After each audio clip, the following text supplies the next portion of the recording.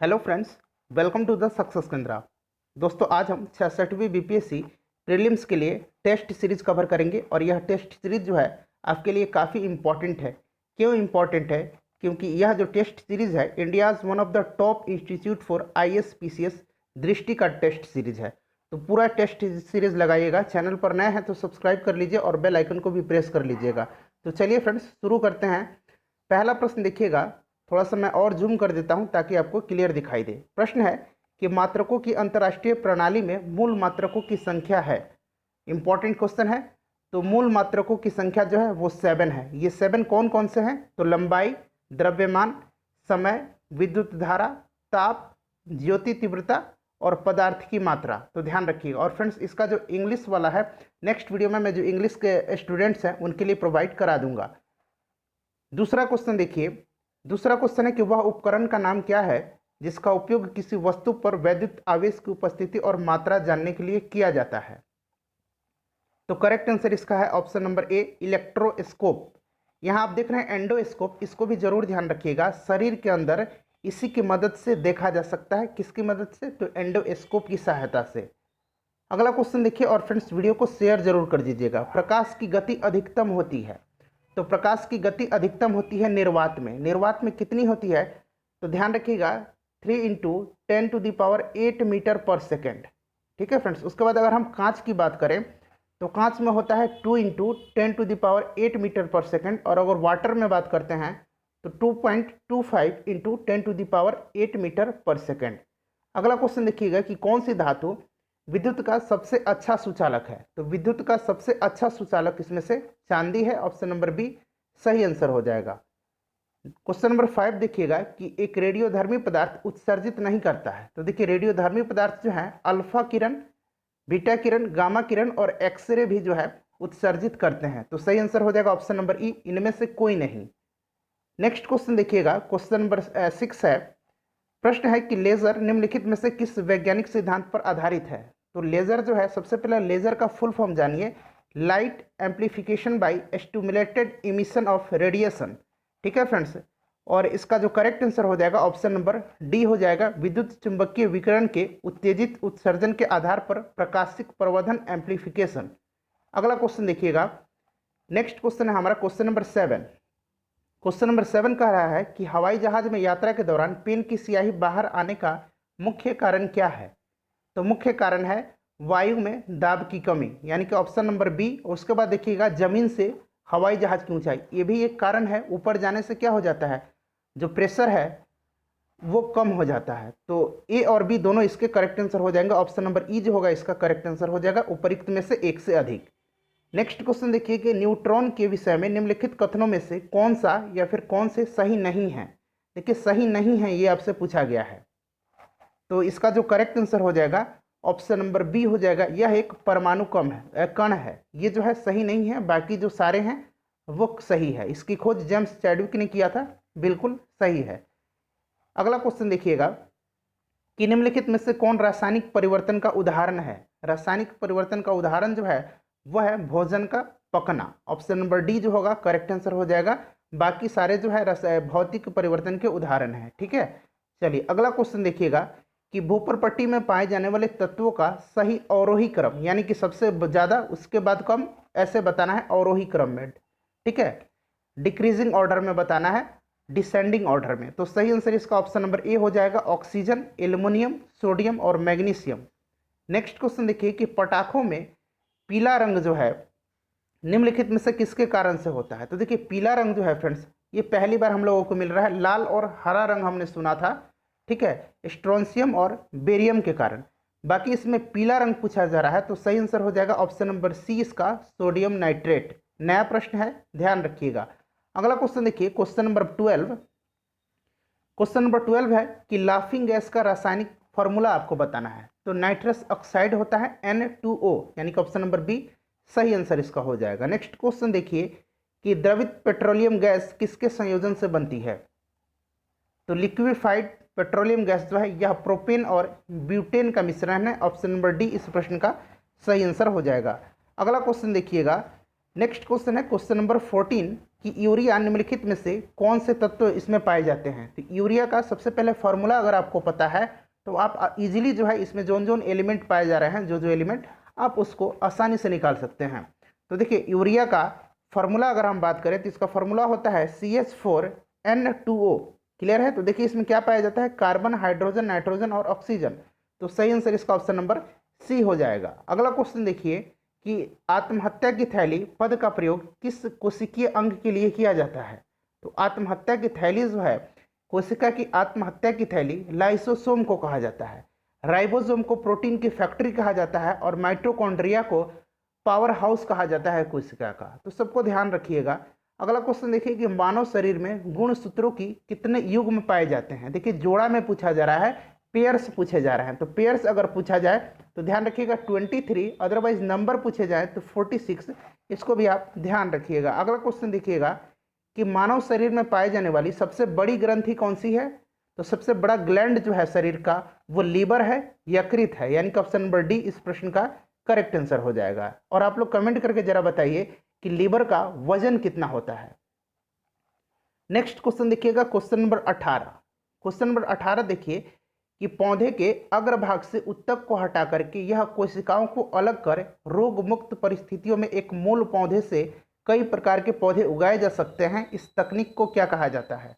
तो फ्रेंड्स इस तकनीक को कहा जाता है उत्तक संवर्धन, यानी कि ऑप्शन नंबर सी इस प्रश्न का सही आंसर हो जाएगा। अगला क्वेश्चन देखिए कि पृथ्वी पर सबसे पुराना जीव कौन सा है। तो यह है नील हरित शैवाल, ऑप्शन नंबर डी इस प्रश्न का करेक्ट आंसर हो जाएगा। नेक्स्ट क्वेश्चन देखिए कि निम्नलिखित में से कौन माता पिता से संतानों में वंशानुगत विशेषताओं के हस्तांतरण को नियंत्रित करता है।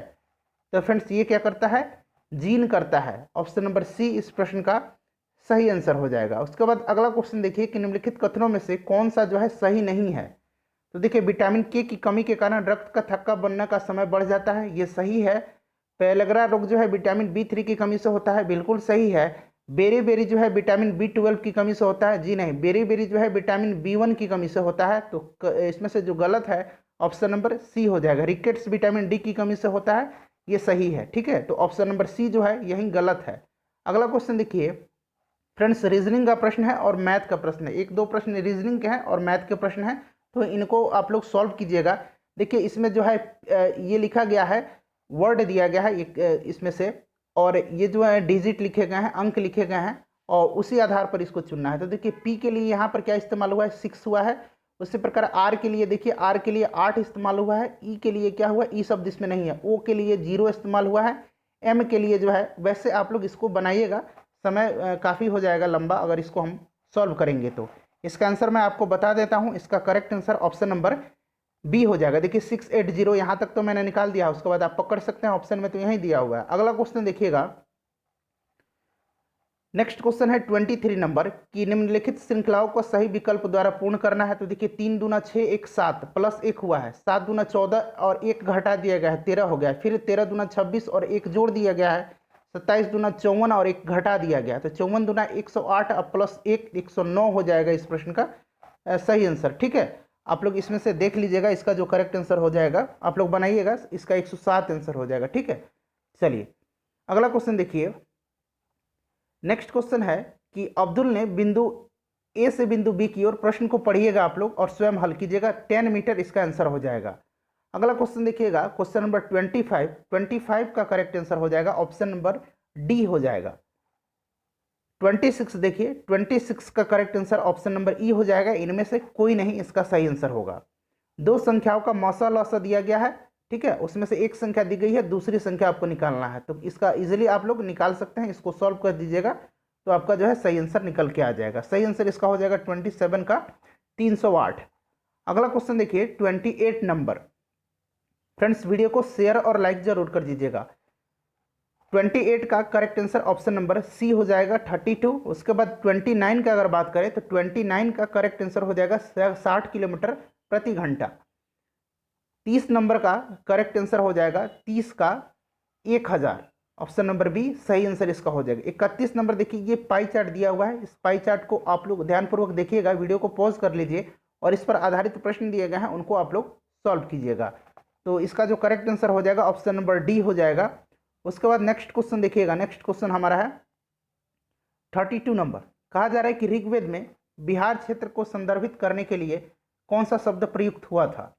तो फ्रेंड्स ये कौन सा शब्द हुआ था? कीकट हुआ था, याद रखिएगा। ऋग्वेद जो है सबसे पुराना वेद है, इसको भी ध्यान रखिएगा। अगला क्वेश्चन देखिए कि प्रसिद्ध शासक मेदिनी राय का संबंध किससे है? तो मेदिनी राय से आपको कुछ याद आया होगा, चंदेरी का युद्ध, आपको याद है ना, चंदेरी का युद्ध। चंदेरी का युद्ध किसके बीच हुआ था? तो बाबर और मेदिनी राय के बीच में हुआ था 1528 ईस्वी में। और ये मेदिनी राय जो थे ये चेरो वंश के थे। ऑप्शन नंबर ए सही आंसर हो जाएगा। इस युद्ध में बाबर जीत गया था। अगला क्वेश्चन देखिए कि नर्तकी की प्रसिद्ध कांस्य मूर्ति कहाँ से मिली है?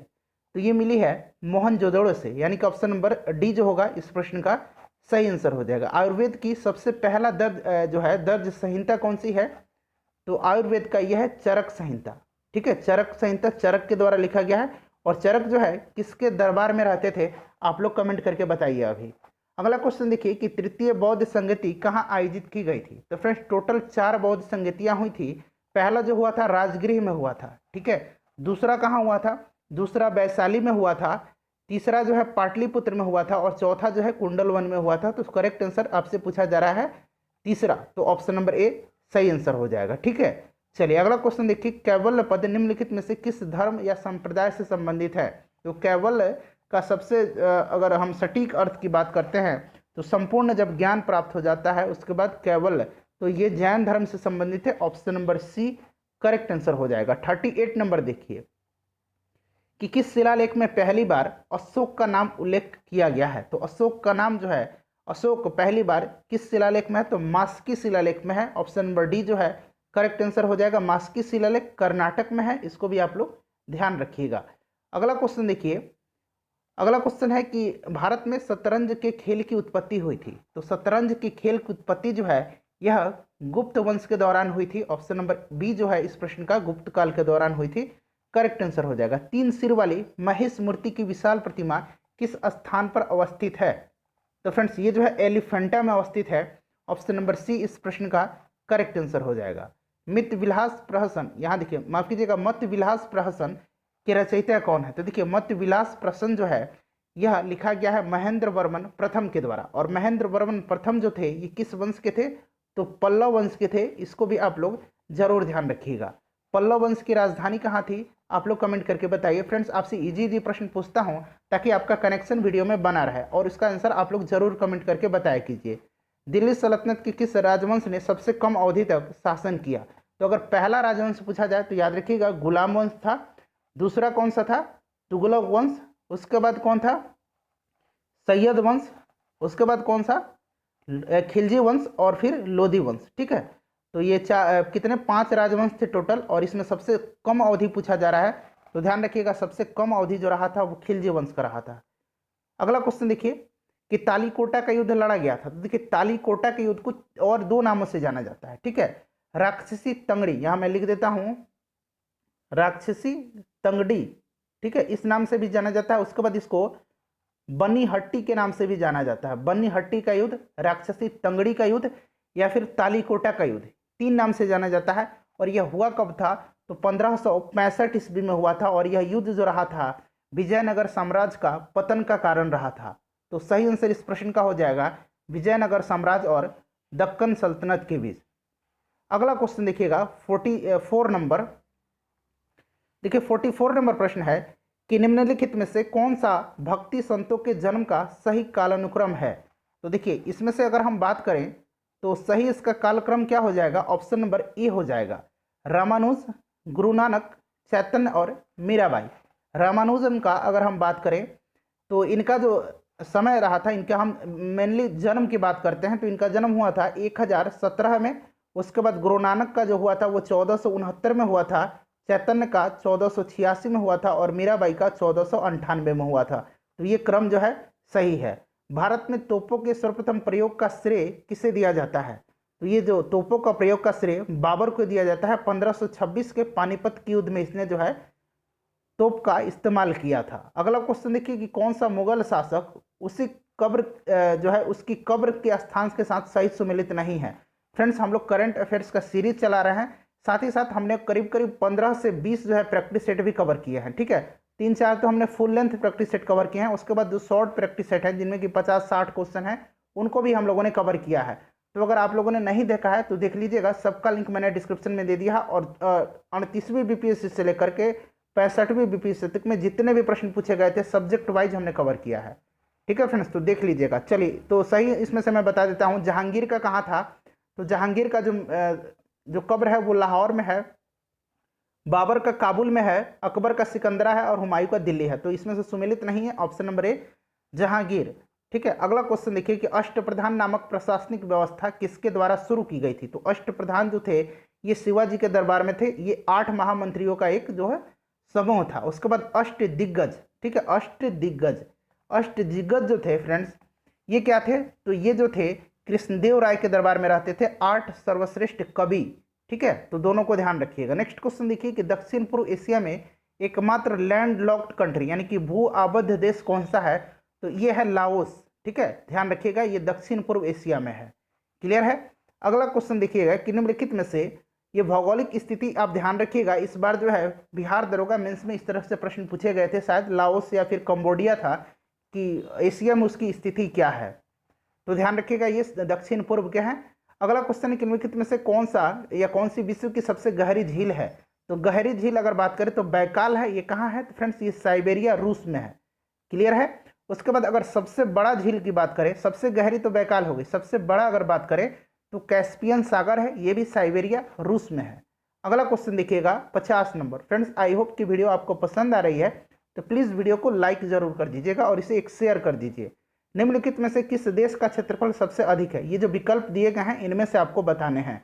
तो सबसे अधिक इनमें से है संयुक्त राज्य अमेरिका का है, option number B correct answer हो जाएगा। अगला क्वेश्चन देखिए, और क्षेत्रफल के हिसाब से सबसे बड़ा देश कौन सा है, रूस है।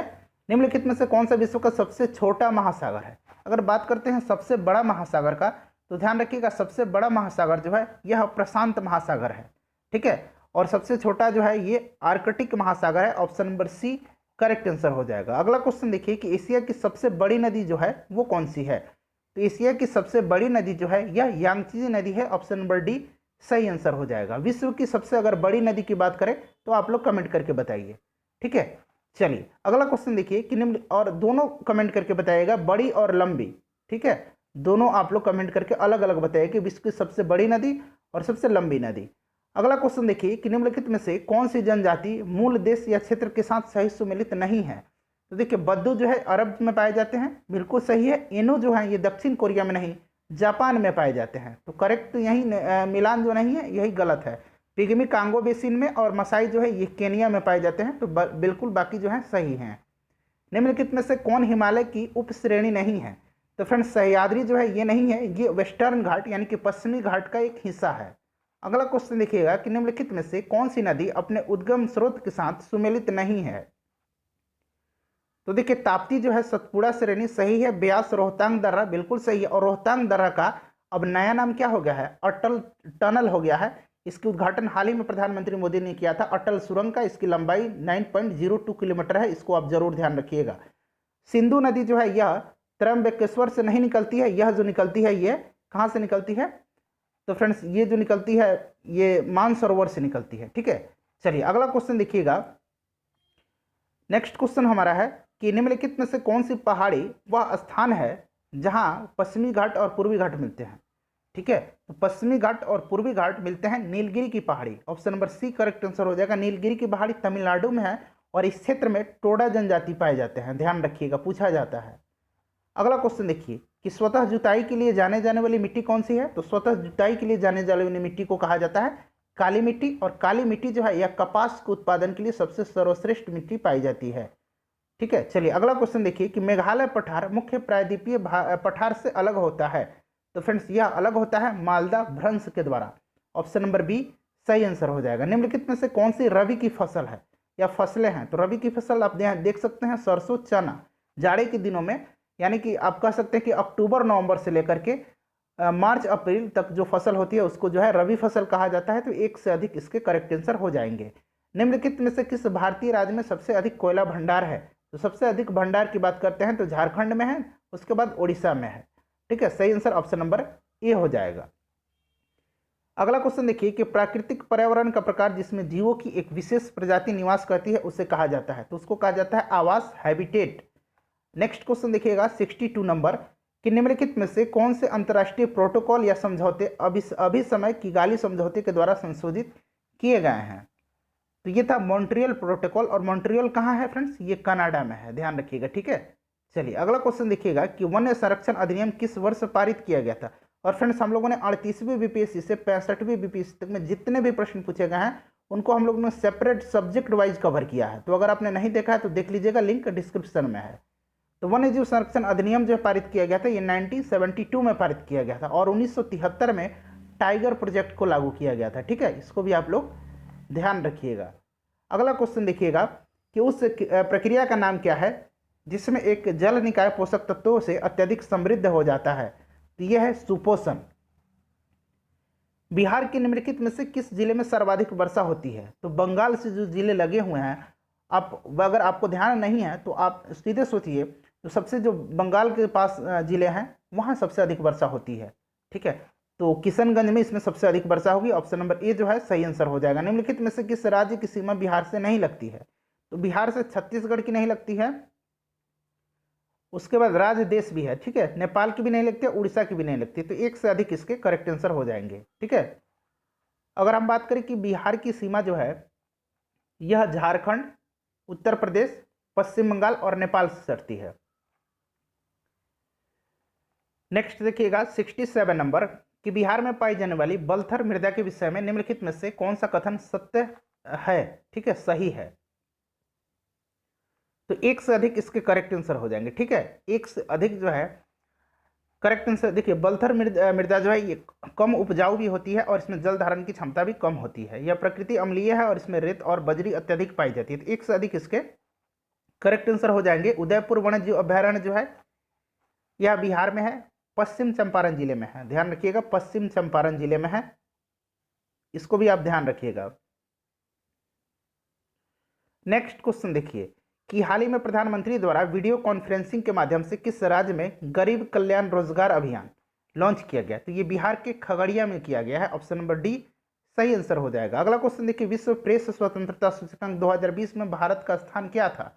तो देखिए ये जो वर्ल्ड प्रेस फ्रीडम इंडेक्स जो है यह जारी कौन करता है, ये जारी करता है रिपोर्टर्स विदाउट बॉर्डर्स, ठीक है फ्रेंड्स। और टोटल 180 देशों की लिस्ट में भारत का स्थान 142 था। पहले स्थान पर नॉर्वे है, दूसरे स्थान पर फिनलैंड है, तीसरे स्थान पर डेनमार्क है। निम्नलिखित में से किस भारतीय खिलाड़ी को बीबीसी, ठीक है, BBC Indian sports women of the year 2019 दिया गया है। तो ये दिया गया है पीवी सिंधु को। Option number C correct answer हो जाएगा। अगला क्वेश्चन देखिए कि हाल ही में समाचार पत्रों में या सुर्खियों में कहिए रहा मिशन कर्मयोगी का संबंध है।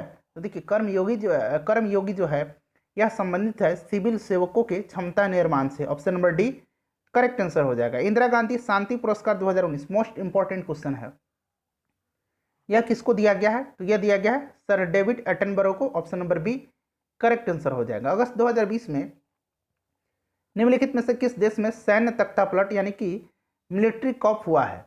तो फ्रेंड तख्तापलट जो हुआ है ये हाल ही में अफ्रीकी देश माली में हुआ था। माली की राजधानी याद रखिएगा बमाको है, क्लियर है। चलिए अगला क्वेश्चन देखिए कि निम्नलिखित खिलाड़ियों में से किन्हें या किसे राजीव गांधी खेल रत्न पुरस्कार 2020 से सम्मानित नहीं किया गया है।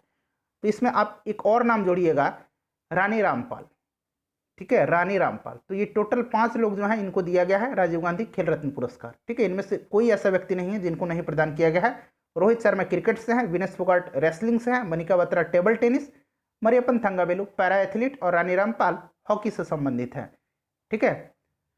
अगला क्वेश्चन देखिएगा कि राष्ट्रीय शिक्षा नीति 2020 स्कूलिंग के किस प्रारूप का प्रस्ताव करती है। तो ये 5+3+3+4 option number B correct answer हो जाएगा। के कस्तूरी रंगन की अध्यक्षता ने, जो इसरो के पूर्व चेयरमैन हैं के कस्तूरी रंगन, इन्हीं की अध्यक्षता में जो है यह रिपोर्ट तैयार की गई थी, प्रारूप तैयार की गई थी। अगला क्वेश्चन देखिए, नेक्स्ट क्वेश्चन है कि आर्टेमिस मिशन, देखिए आर्टेमिस मिशन इंपॉर्टेंट है, यह नासा का मिशन है, ध्यान रखिएगा कि विषय में निम्नलिखित कथनों में से कौन सा सही है।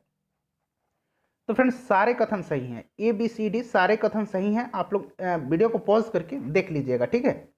ऑप्शन नंबर ई सही आंसर हो जाएगा। नेक्स्ट क्वेश्चन देखिए कि भारत के बाहर विश्व का पहला योग विश्वविद्यालय स्थापित किया जाएगा। तो पहला योग विश्वविद्यालय यह लॉस एंजलिस यूएसए में किया जाएगा, संयुक्त राज्य अमेरिका में।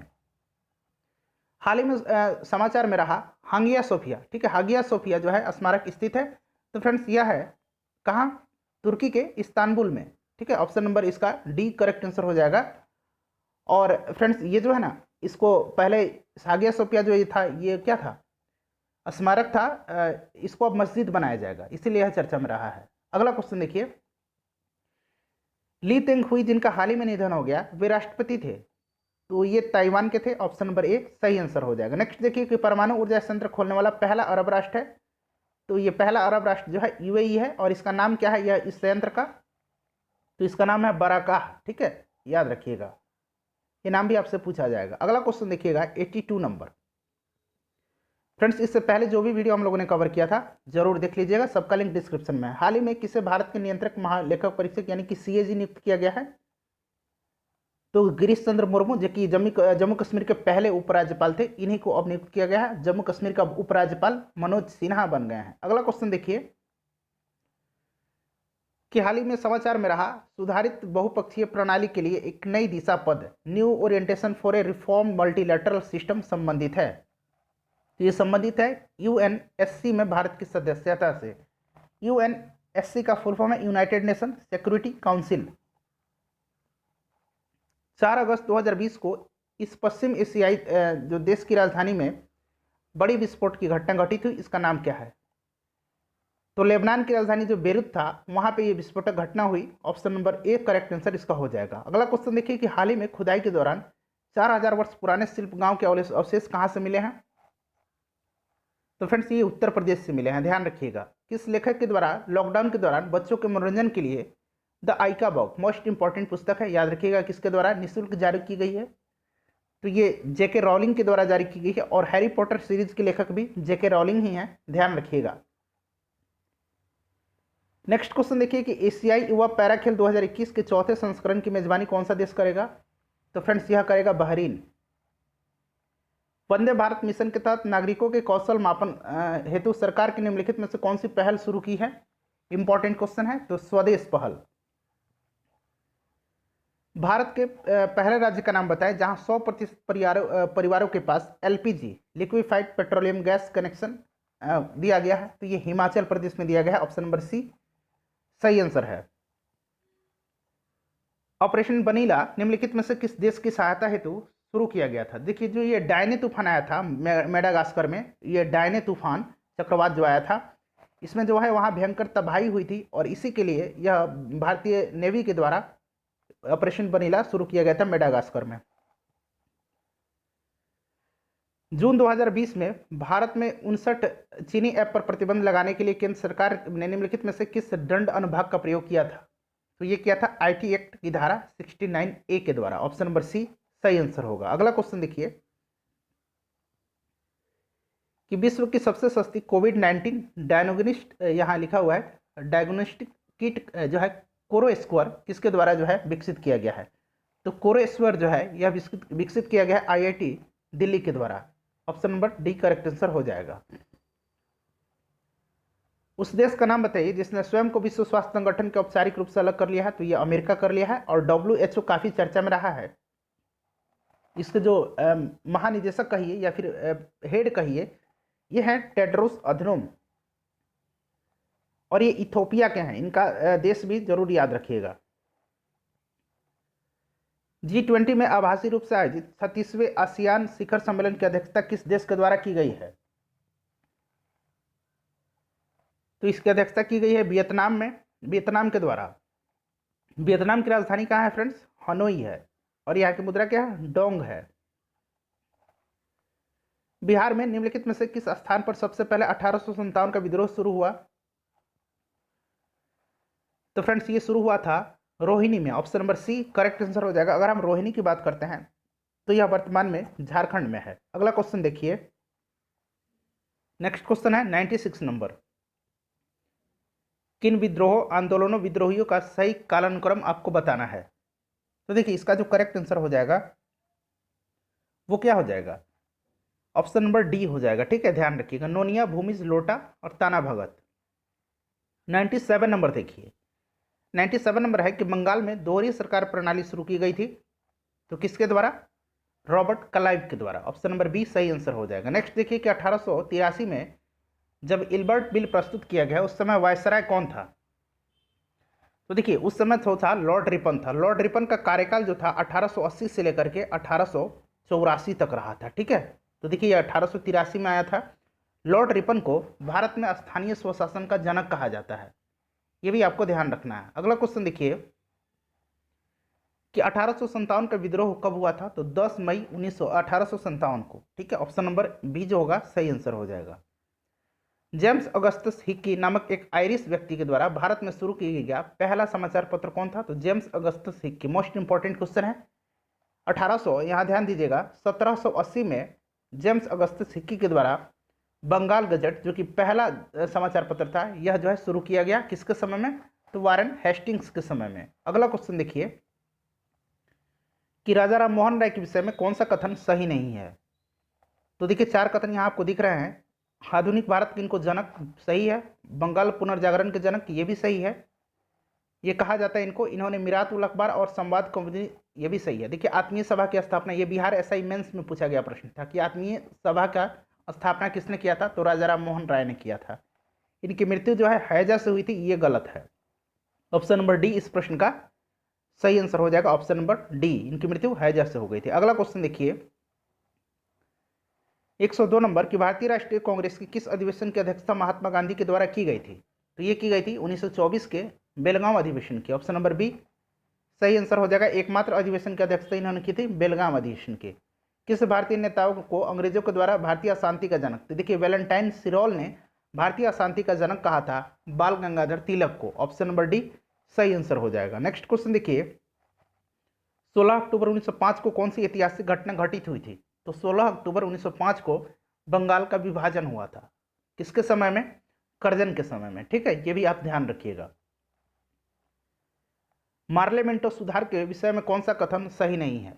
तो देखिए मार्लेमेंटो इसमें से जो 1909 में प्रस्तुत किया गया था सही है। जब यह बिल पारित हुआ उस समय जॉन मार्ले भारत के गवर्नर जनरल थे, ये गलत है। जॉन मार्ले नहीं थे, लॉर्ड मिंटो जो था उस समय भारत का गवर्नर जनरल था। तो यही जो है सही नहीं है। ठीक है, बाकी जो है इससे सांप्रदायिक प्रतिनिधित्व का प्रावधान था, सही है। इस सुधार ने केंद्र और प्रांतीय दोनों विधान परिषद में आकार में वृद्धि की, ये भी सही है। तो ये सही नहीं है। ठीक है, ये जो जॉन मार्ले थे ये उस समय भारत सचिव के पद पर थे। अगला क्वेश्चन देखिएगा थियोसॉफिकल सोसाइटी की स्थापना किसके द्वारा की गई थी? तो ये मैडम ब्लावत्स्की और कर्नल अल्काट के द्वारा की गई थी। ऑप्शन नंबर डी इस प्रश्न का सही आंसर हो जाएगा। अगला क्वेश्चन देखिएगा 107 नंबर प्रश्न है कि निम्नलिखित में से किस नेता को गांधी जी ने अपना राजनीतिक गुरु माना था? आसान प्रश्न है। गोपाल कृष्ण गोखले को। रॉलेट एक्ट कब पारित किया गया था? तो 1919 में पारित किया गया था, आपको ध्यान होना चाहिए, और स्टेडिसन कमेटी की सिफारिश के आधार पर। ऑप्शन नंबर ए जो है इस प्रश्न का सही आंसर हो जाएगा। अगला क्वेश्चन देखिएगा, नेक्स्ट क्वेश्चन हमारा 109 नंबर है कि निम्नलिखित में से कौन सा युग जो है सुमेलित नहीं है? इनमें से कौन सा युग जो है सही सुमेलित नहीं है? तो देखिए जवाहरलाल नेहरू की जो पुस्तक है अनहैप्पी इंडिया, ये जवाहरलाल नेहरू की नहीं है, ये लाला लाजपत राय की है अनहैप्पी इंडिया। तो यही जो है सही सुमेलित नहीं है, बाकी सारे जो है सही हैं। ठीक है, चलिए 1940 के लाहौर प्रस्ताव का उद्देश्य क्या था? तो इसका उद्देश्य जो था वो था मुस्लिमों के लिए एक अलग राज्य का गठन करना। क्रिप्स मिशन कब भारत आया था? तो ये भारत आया था, कब आया था? इंपॉर्टेंट क्वेश्चन है, आपको ध्यान रखना है, ये 1942 में आया था। ऑप्शन नंबर सी सही आंसर हो जाएगा। और आप लोग कमेंट करके जरा बताइएगा कि उस समय वायसराय कौन था। अगला क्वेश्चन देखिए कि 1946 में बनी अंतरिम सरकार का नेतृत्व किया गया था, तो ये पंडित जवाहरलाल नेहरू के द्वारा किया गया था। ऑप्शन नंबर डी जो होगा 112 का करेक्ट आंसर हो जाएगा। अगला क्वेश्चन देखिए, नेक्स्ट क्वेश्चन है 113 नंबर कि भारत की स्वतंत्रता के बाद बिहार का पहला राज्यपाल कौन था? तो ये जयराम दास दौलत राम थे। Option number B correct answer हो जाएगा। और इस समय कौन राज्यपाल हैं बिहार के? फागू चौहान हैं। अगला क्वेश्चन देखिए, बिहार विधानसभा में सीटों की संख्या कितनी है? तो हाल ही में चुनाव हुए हैं, और ध्यान रखिएगा प्रोटेम स्पीकर इस बार कौन बने थे? तो जीतन राम मांझी को बनाया गया था। ठीक है, और इसमें से पूछा जा रहा है कि कुल सीटों की संख्या तो 243 है, आप सभी को पता भी होगा। वर्तमान में पटना उच्च न्यायालय के मुख्य न्यायाधीश कौन है? तो देखिए पटना उच्च न्यायालय की स्थापना कब हुई थी? तो ये पूछा जाता है, तो ध्यान रखिएगा 3 फरवरी 1916 को हुई थी। ठीक है फ्रेंड्स, और वर्तमान में इसके अगर मुख्य न्यायाधीश की बात करें तो संजय करोल हैं। नगर निगम प्राप्त करने वाला बिहार का पहला शहर कौन सा था? तो पहला शहर था मुजफ्फरपुर। भारतीय संविधान के प्रस्तावना में कितने प्रकार की स्वतंत्रताओं का उल्लेख है? तो 5 प्रकार का है। तो सही आंसर हो जाएगा ऑप्शन नंबर ई, इनमें से कोई नहीं। अगला क्वेश्चन देखिए कि नागरिकता से संबंधित प्रावधानों का उल्लेख संविधान के किस भाग में है? तो फ्रेंड्स भाग 2 में है। किस अनुच्छेद में? तो अनुच्छेद 5 से लेकर के अनुच्छेद 11 तक में। अगला क्वेश्चन देखिए, नेक्स्ट क्वेश्चन है कि राज्य के नीति निर्देशक तत्वों के विषय में निम्नलिखित कथनों में से कौन सा सही नहीं है? तो आयरलैंड के संविधान से ग्रहण किया गया है, सही है। इन प्रावधानों का उल्लेख संविधान के भाग 4 में किया गया है, यह भी सही है। उसके बाद निदेशक जो है तत्व, निदेशक तत्व, ये न्यायालय के में गैर नियोजित हैं लेकिन देश के शासन के में मूलभूत हैं, ये भी सही है। उसके बाद ये प्रावधान राज्य पर नकारात्मक दबाव आरोपित करते हैं, ये जो है गलत कथन है। तो सही आंसर जो होगा इसका ऑप्शन नंबर डी हो जाएगा। संसद के संयुक्त बैठक के संदर्भ में निम्नलिखित कथनों पर में से कौन सा सही है, ये आपको बताना है। तो देखिए पूरा आपको दिख रहा होगा। तो 120 का अगर बात करें तो सही आंसर इसमें से एक से अधिक हो जाएंगे। ऑप्शन नंबर ई जो है देख सकते हैं यहाँ 108 में बिल्कुल सही है, राष्ट्रपति के द्वारा बुलाई जाती है, ये भी सही है। और इसका जो पीठासीन अधिकारी होता है लोकसभा का अध्यक्ष होता है, सही है। अगला क्वेश्चन देखिए, अगला प्रश्न है कि संविधान के किस अनुच्छेद में उल्लेखित किया गया है कि राष्ट्रपति की सहायता एवं परामर्श के लिए प्रधानमंत्री की अध्यक्षता वाली एक मंत्रिपरिषद होगी? तो 74(1) में है। तो करेक्ट आंसर इसका ऑप्शन नंबर डी 74 हो जाएगा। 122 नंबर देखिएगा कि भारत के महान न्यायवादी के संबंध में कौन सा कथन सत्य नहीं है? तो देखिए पढ़िएगा, वह देश का सर्वोच्च कानूनी अधिकारी है, सही है। वह केंद्रीय कार्यपालिका का हिस्सा नहीं है, बिल्कुल हिस्सा है, ठीक है। तो यही जो है सही नहीं है, ये हिस्सा होता है। बाकी सारे जो है बिल्कुल सही दिए गए हैं, ठीक है। अगला क्वेश्चन देखिए, अगला क्वेश्चन है नेक्स्ट क्वेश्चन हमारा कि निम्नलिखित में से किस रिट को न्यायालय द्वारा किसी व्यक्ति के द्वारा लोक कार्यालय में दायर अपने दावे की वैधता की जांच करने के लिए की जाती है? तो आपको पता होगा कि आर्टिकल 32 और आर्टिकल 226, ठीक है, ये दो आपको आर्टिकल याद रखना है। आर्टिकल 32 के तहत सुप्रीम कोर्ट और आर्टिकल 226 के तहत हाई कोर्ट जो है 5 प्रकार के रिट जारी कर सकते हैं। ये 5 प्रकार के रिट कौन कौन से हैं? परमादेश, प्रतिषेध, उत्प्रेषण, अधिकार परीक्षा, 4 तो यहाँ दिए हुए हैं, और एक है बंदी प्रत्यक्षीकरण, ठीक है, याद रखिएगा। इस प्रश्न का सही आंसर की अगर हम बात करें तो ऑप्शन नंबर डी हो जाएगा, अधिकार परीक्षा। निम्नलिखित गणमान्य पद धारकों में से कौन सा वरीयता का क्रम सर्वोच्च स्थान पर है? तो वरीयता का क्रम इस पर बिहार एसआई मेंस में भी पूछा गया था। तो अगर इसमें हम बात करते हैं तो लोकसभा का अध्यक्ष, ऑप्शन नंबर बी जो होगा इस प्रश्न का सबसे जो है करेक्ट आंसर है। अगला क्वेश्चन है कि राज्यसभा के संबंध में निम्नलिखित कथनों में से कौन सा सही है? ठीक है फ्रेंड्स, इस पीडीएफ इसका आपको टेलीग्राम पर मिल जाएगा, पीडीएफ जो है टेलीग्राम पर मिल जाएगा, लिंक डिस्क्रिप्शन में है, जरूर ज्वाइन कर लीजिएगा। और यह जो चैनल है खास करके बिहार के सभी एग्जाम्स के लिए बनाया गया है ताकि जो वहाँ के अभ्यर्थी हैं उनकी सहायता की जा सके। तो चैनल को आप जरूर सब्सक्राइब करके बेल आइकन को प्रेस कर लीजिएगा। तो देखिए कौन सा सही है इसमें से, ये पूछा जा रहा है। तो 125 की अगर हम बात करें तो सभी सही, ये चारों कथन पढ़िए, चारों के चारों कथन जो है बिल्कुल सही है, ठीक है। 1952 में गठित किया गया था, 6 वर्षों के लिए निर्वाचित किए जाते हैं इसके सदस्य, सही है। 12 सदस्य मनोनीत राष्ट्रपति के द्वारा किए जाते हैं, सही है। इसका अतिरिक्त अखिल भारतीय सेवाओं का सृजन का अधिकार है, बिल्कुल सही है। तो चारों जो हैं एक से अधिक करेक्ट आंसर हो जाएंगे। निम्नलिखित में से कौन सा अनुच्छेद उल्लेख करता है कि प्रत्येक राज्य के लिए राज्यपाल होगा? तो अनुच्छेद 153, ठीक है, option number D correct answer हो जाएगा। बिहार की आधिकारिक भाषा है तो अगर हम बात करें तो हिंदी है और उर्दू है, तो एक से अधिक इसके सही आंसर हो जाएंगे। 128 नंबर देखिए, प्रश्न है कि सपनों को चली छूने नामक योजना निम्नलिखित में से किस राज्य में संचालित की जा रही है? तो यह जो योजना है खास करके जेंडर इक्वलिटी पर आधारित है। जेंडर इक्वलिटी को बढ़ावा देने के लिए यह योजना चलाई जा रही है बिहार सरकार के द्वारा। वर्ष 2020-21 के लिए बिहार का कुल बजट अनुमान कितना है? इंपॉर्टेंट क्वेश्चन है, तो सही आंसर हो जाएगा इसका option number B. Next question देखिए, 2,11,761 करोड़ रुपये बिहार में विधवाओं के लिए लक्ष्मीबाई सामाजिक सुरक्षा पेंशन योजना क्रियान्वित की जा रही है। योजना के तहत विधवा को कितनी मासिक पेंशन दी जाएगी? तो मासिक पेंशन 300 रुपये प्रदान की जाएगी। 130 का ऑप्शन नंबर बी जो होगा सही आंसर हो जाएगा। स्वतंत्रता पूर्व भारत में गरीबी रेखा का सबसे पहला अनुमान किसके द्वारा लगाया गया था? तो फ्रेंड्स ये लगाया गया था दादा भाई नौरोजी के द्वारा। निम्नलिखित में से किसने वित्तीय समावेशन हेतु राष्ट्रीय रणनीति NSFI की शुरुआत की है? तो फ्रेंड्स इसकी शुरुआत किया है भारतीय रिजर्व बैंक, और रिजर्व बैंक के प्रेजेंट में गवर्नर कौन है? शक्तिकांत दास हैं, ये भी आप जरूर ध्यान रखिएगा, ठीक है। चलिए, और इनका क्रम आपको जरूर याद रखना है। अगला क्वेश्चन देखिए कि समावेशी विकास सूचकांक कौन जारी करता है।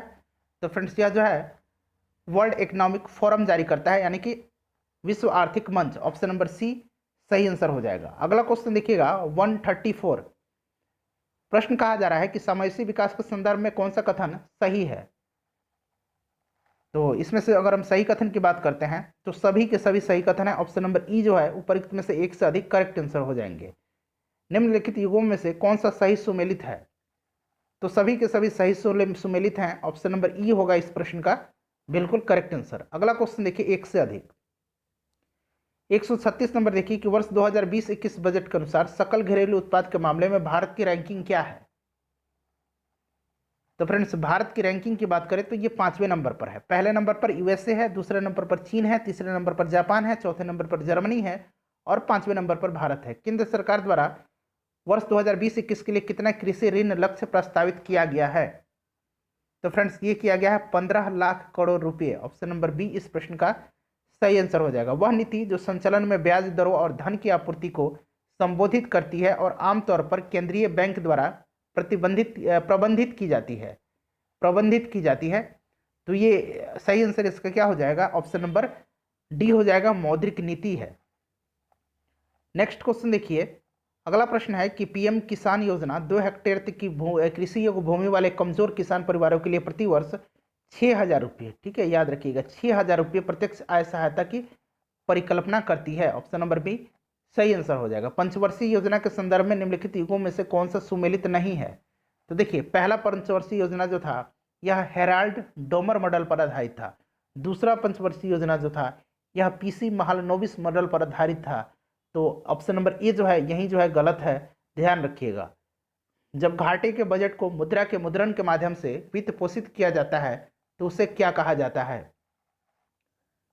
तो फ्रेंड्स उसको कहा जाता है मुद्रीकृत कमी, यानी कि ऑप्शन नंबर डी सही आंसर हो जाएगा। केंद्र और राज्य के बीच करों का वितरण कौन निर्धारित करता है। तो फ्रेंड्स ये करता है वित्त आयोग, और वित्त आयोग का जो चर्चा है वो आर्टिकल 280 में किया गया है, ध्यान रखिएगा। नेक्स्ट क्वेश्चन देखिए, बिहार में कितने जिलों की जनसंख्या 50 लाख से अधिक है। तो बिहार का जो पटना जिला है और ईस्ट चंपारण यानी कि पूर्वी चंपारण जिला है, यहाँ की जनसंख्या जो है 50 लाख से अधिक है, यानी कि ऑप्शन नंबर ए जो है 2 जिला इसके सही आंसर हो जाएंगे। बिहार के किस जिले में ग्रामीण आबादी सबसे अधिक है। तो बिहार में ग्रामीण आबादी जो है सबसे ज़्यादा समस्तीपुर का है। ऑप्शन नंबर डी सही आंसर हो जाएगा। फ्रेंड्स बिहार की जनगणना का एक स्पेशल वीडियो है, लिंक डिस्क्रिप्शन में आपको मिलेगा, जरूर देख लीजिएगा। 145 का देखिए कि वर्ष 2011 की जनगणना के अनुसार वर्ष 2001-11 के दौरान भारत की जनसंख्या में कितनी वृद्धि हुई है। तो भारत की जनसंख्या में अगर बात करें तो 185 मिलियन से अधिक की वृद्धि हुई है, ठीक है। देखिए इसमें से कोई नहीं इसके करेक्ट आंसर हो जाएंगे। वर्ष 1872 से वर्ष 2021 की जनगणना होगी। तो फ्रेंड्स यह जो होगी हमारी कौन सी जनगणना होगी। तो यह 16वीं राष्ट्रीय जनगणना होगी। Option number C correct answer हो जाएगा। ध्यान रखिएगा इंपॉर्टेंट है। कर्पूरी देवी किस क्षेत्र में एक प्रसिद्ध व्यक्तित्व थी। तो ये मधुबनी पेंटिंग से संबंधित थी, यानी कि कला से। ऑप्शन नंबर सी सही आंसर हो जाएगा। निम्नलिखित राज्यों में से किस राज्य ने गोगा बिल को अपना पहला सामुदायिक रिजर्व घोषित किया है। तो फ्रेंड्स ये सामुदायिक रिजर्व घोषित किया है बिहार ने। और आप लोग कमेंट करके अभी बताइए कि गोगा बिल जो है यह बिहार के किस जिले में है, किस जिले में है ये आपको बताना है। अभी आप लोग कमेंट करके बताइए कि किस जिला में है। अगला क्वेश्चन है कि बिहार शिक्षा परियोजना परिषद ने किसकी सहायता से राज्य का पहला कैरियर गाइडेंस पोर्टल लॉन्च किया है। तो ये किया है किसकी सहायता से फ्रेंड्स, यूनिसेफ की सहायता से, ठीक है, यूनिसेफ की सहायता से। Option number D correct answer हो जाएगा। झिझिया लोक नृत्य भारत के किस राज्य में किया जाता है। तो ये बिहार में झिझिया नृत्य होता है। ऑप्शन नंबर ए सही आंसर हो जाएगा। फ्रेंड्स आई होप कि वीडियो आपको पसंद आई होगी। टोटल 150 प्रश्न हम लोगों ने कवर किया है और शानदार प्रैक्टिस सेट है। तो मिलते हैं नेक्स्ट सेट में। और अभी के लिए आप क्या कीजिए, चैनल को सब्सक्राइब कीजिए और घंटे का निशान जो दिख रहा होगा उसको आप लोग जरूर दबा लीजिएगा ताकि रेगुलर नोटिफिकेशन आपको मिल जाए। थैंक्स फॉर वॉचिंग, मिलते हैं नेक्स्ट वीडियो में।